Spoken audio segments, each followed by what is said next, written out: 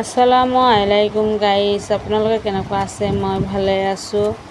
ৰাতিপুৱা কাম বন কৰি মই ভাবিলোঁ ফিল্টাৰখন ধুই লওঁ। এয়া ফিল্টাৰটো ইমানে লেতেৰা হৈছে, পানীটো চাফা নাহে যে বেছিকৈ লেতেৰা হৈছে। ছোৱালীকেইজনীক ধুবলৈ দিলেতো ধুব নোৱাৰে, সিহঁতি কেণ্ডেল চেণ্ডেল ভাঙি পেলাব বুলিকৈ মই নিজেই ধুইছোঁ। আৰু ভিতৰৰ বেচিনতো অকণমান জেগা কম, সেই তাতে ধুবলৈ অসুবিধা হয় কাৰণে মই বাহিৰত টিউবৱেলৰ পাৰত লৈ আহিছোঁ।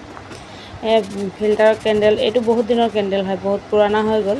হ'লেও মই এইটো ঘঁহি ধুই চাফা কৰিছোঁ। পানী ফিল্টাৰ ভাল হয়। আজিকালি নতুন নতুন ফিল্টাৰবোৰ ওলাইছে, সেইবোৰ অট'মেটিক ফিল্টাৰ, সেইবোৰত চাফা কৰিব নালাগে এইবোৰৰ নিচিনা।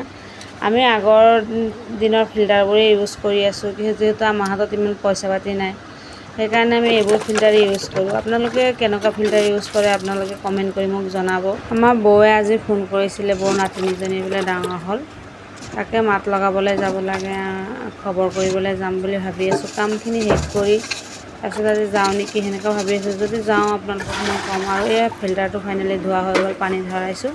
দুপৰীয়া গা পা ধুই মই এয়া কি বনাওঁ আৰু দেখিছিলোঁ গছত কিবা ভেন্দি লাগি ডাঙৰ হৈছে নেকি, তাকে ভেন্দিটো মই ছিঙিলোঁ। ভেন্দি ছিঙিবলৈ আহি চাওঁ গছজোপা পৰি আছে, সেই গছজোপা মই উঠাই দিলোঁ।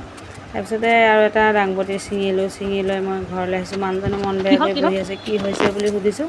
তেওঁ বোলে দাড়িটো এটা চাইডত বেছিকৈ কাট খাই গ'ল, সেইকাৰণে মন বেয়া হৈছোঁ কাৰণে হাঁহিছে। আজিৰ ভিডিঅ' ইমানলৈকে শেষ।